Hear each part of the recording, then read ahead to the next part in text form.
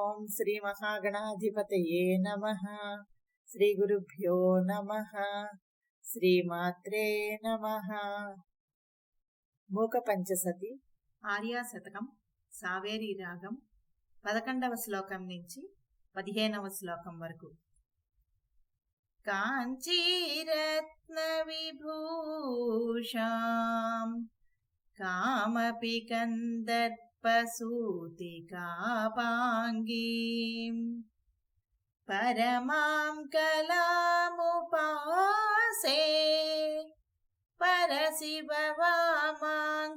పీఠికాసీనాం కంపాతీరచరాణాం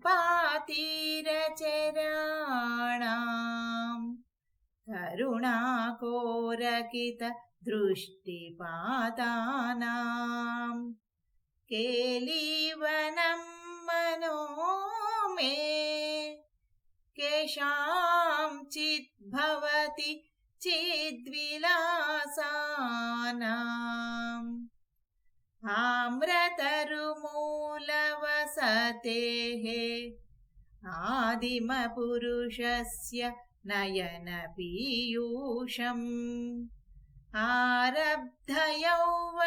ఆరబ్ధయౌవనోత్సవం ఆమ్నాయ రహస్యం అంతరవలంబే అధికాంచి పరమయోగిభిః ఆదిమపరపీఠ సీమ్నిదృశ్యేన అనుబద్ధం మమ మానసాం అరుణిమ సర్వస్వ సంప్రదాయేన అంకిత శంకర దేహాం అంకురితో రోజ కంకణాశ్లేషైః అధికాంచి నిత్యతరుణీం